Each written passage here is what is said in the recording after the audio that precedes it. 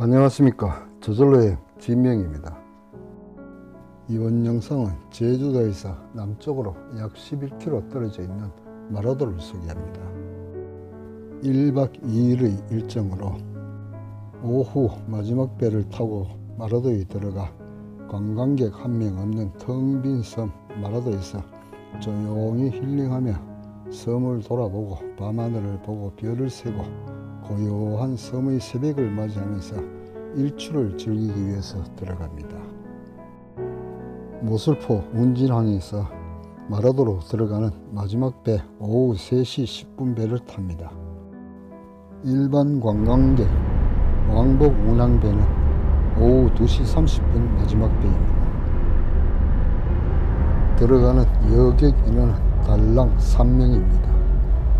오후 3시 10분 출발한 이 배는 마라도로 들어가는 마지막 배이며 편도입니다. 나오는 배는 다음날 아침 10시 30분에 첫 배가 있습니다. 마라도에서의 승하선은 대부분 북동쪽 부두에서 이루어지지만 가끔은 북서쪽 부두에서 승하선 취급을 하기도 합니다.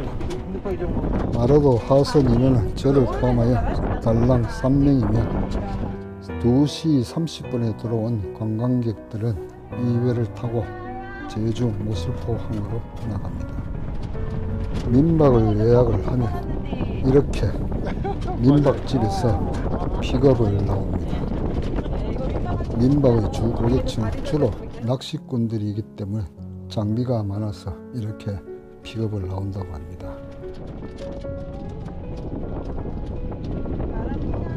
식당가 뒤편에 지어진 조립식 형태의 민박방들입니다. 주 고객층이 낚시꾼들을 위하여 오토바이도 한 대씩 무료 대여를 하고 있다고 합니다. 많은 낚시채비와 낚시터 거리까지를 이동할 수 있도록 각각의 오토바이를 한 대씩 빌려주고 있다고 합니다. 숙소에 들어와 배낭을 풀고 샤워를 한 뒤 관광객들이 빠져나간 인적 없는 고요한 마라도를 감상해 봅니다. 마라도는 화산섬이며 점성이 작고 유동성이 큰 순상 화산체이기 때문에 평평한 지형을 가지고 있습니다. 그렇다고 남태평양 사무천 섬 같은 걸 기대하면 안 되고 절벽 위에 적당히 경사진 땅이 있다고 생각이 됩니다.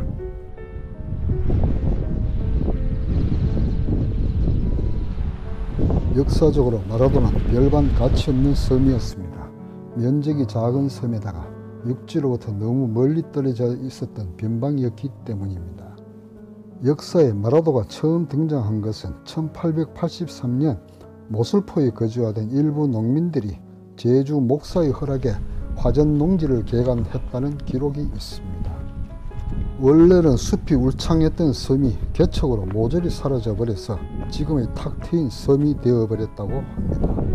국토의 최남단 서귀포시 대정읍 마라도에 위치한 가파초등학교 마람본교입니다. 2016년 유일한 재학생 한 명이 졸업하면서 올해까지 8년째 휴교에 들어갔다고 합니다. 1958년 개교 이래 58년 만에 처음으로 휴교에 들어갔으나 이후에도 마라도에 취약 연령대의 아동이 있긴 했지만 줄줄이 마라도 밖으로 나가 진학해 학교 문을 열지 못했다고 합니다. 조용한 학교 운동장과 교실 건물들이 관광용으로 치유되는 것 같아 가슴이 아픕니다. 마라도 여행은 절기상으로 지금 가을철이 적당한 것 같습니다. 더불어 이용해야 되기 때문에 큰 나무가 없고 그늘도 없는 곳에서 여름에 관광하다 더워 죽지 않으려면 모자나 양산을 가져가는 것은 필수 조건입니다. 섬을 우측으로 돌면 마라도의 최남단에 사찰이 있습니다. 마라도 기원정사라는 사찰로 조계종 최남단 사찰입니다. 이 작은 섬에 천주교, 개신교, 불교 세 종교 시설이 모두 존재하고 있으며 규모로 보면 가장 큰 종교 시설입니다.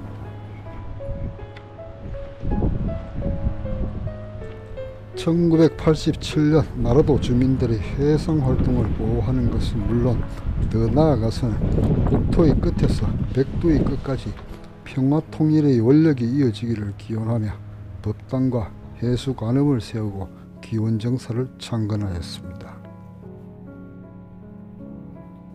현재 기원정사는 대웅전과 종각 그리고 해수관음전, 요사치 등이 들어서 있습니다. 관음정사를 지나 해안을 오르면 최남단 횟집 민박집이 들어서 있습니다. 대한민국 마지막 횟집이 뭐지? 국토의 최남단에 위치한 횟집입니다. 말을 다 나왔네. 횟집을 지나 오르면 마라도 성당입니다. 건물 크기가 작고 외형이 독특해서 사진 찍는 명소로 유명합니다. 정확히는 성당이 아니라 경당입니다. 마라도를 찾는 신도들이 기상 상황으로 인해 섬을 나가지 못해 미사도 드릴 수 없게 되는 일이 잦아 이를 해결하기 위해서 마라도에서도 미사를 드릴 수 있도록 민성기 요셉 신부가 부산 대연동 성당 신자들의 도움을 받아 2000년도에 세워졌다고 합니다. 성당을 지나 오르면 마라도 등대가 나옵니다. 등대 앞에는 세 개의 주요 등대들의 축소 모형이 전시되고 있습니다. 높이 16m의 등대 불빛은 38km까지 뻗어나간다고 합니다. 태양광 발전 시스템과 풍력 발전 시스템을 설치해 마라도 전력을 책임지고 있다고 합니다. 대형 화강석 3개의 지도와 생명의 빛이라는 상징 조형물도 설치되어 있습니다.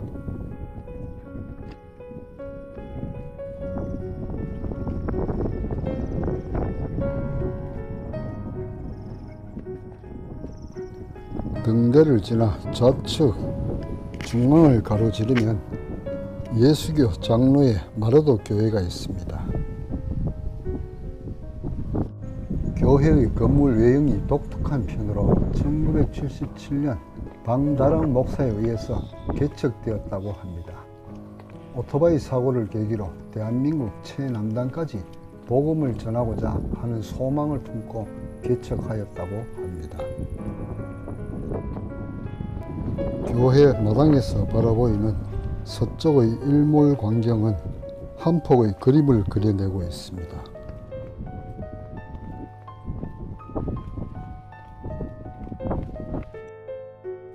관광객이 다 빠져나간 빈산 마라도에서 밤하늘을 즐기며 등대의 불빛을 따라 어두운 수평선을 감상합니다.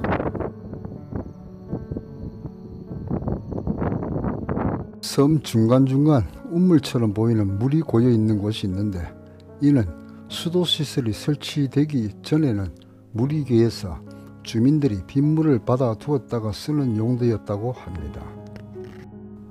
마라도는 원래대로라면 아무런 이미지도 없는 머나먼 오지에 그쳤을 것입니다. 신세기 통신의 1997년 광고가 이 섬의 풍경을 완전히 바꿔놓았습니다. 광고의 내용은 마라도에서도 휴대폰을 이용할 수 있다는 것, 지금이야 전국토 어디서나 휴대폰을 이용할 수 있지만 이 당시는 휴대폰이 점점 대중화되어 가던 통신 인프라 발전 과도였기에 서비스 불통 지역이 많았습니다. 이러한 가운데 마라도 같은 오지에서도 휴대폰을 이용할 수 있다는 사실은 당시로선 충분히 마케팅 효과가 컸습니다. 짜장면 시키신 분 광고는 이 섬에 짜장면의 이미지를 씌우고 관광지의 반열에 올렸습니다. 비록 신세기 통신은 2002년 SK텔레콤에 인수되어 사라졌지만 이 광고만은 아직까지도 영향이 남아있어 마라도 하면 짜장면을 연상하는 사람들이 많아졌습니다. 제주도로 여행 오면 한 번쯤은 들리는 곳으로 많은 관광객들이 찾고 있지만 조그만 섬인데다 역사도 매우 짧기 때문에 막상 오면 딱히 볼 건 없습니다. 그러나 관광객과 짜장면 집들의 퇴근으로 고요해진 빈 섬에서 오롯이 홀로 섬을 둘러보고 등대 불빛 아래에서 밤하늘을 감상하고 아침에 일어나 동이 트는 마라도를 보면 새로운 감정을 느낄 것입니다. 국토의 최남단 마라도에서 1박 2일로 힐링하며 저절로 여행, 오늘 영상을 마무리합니다. 시청해 주셔서 감사합니다.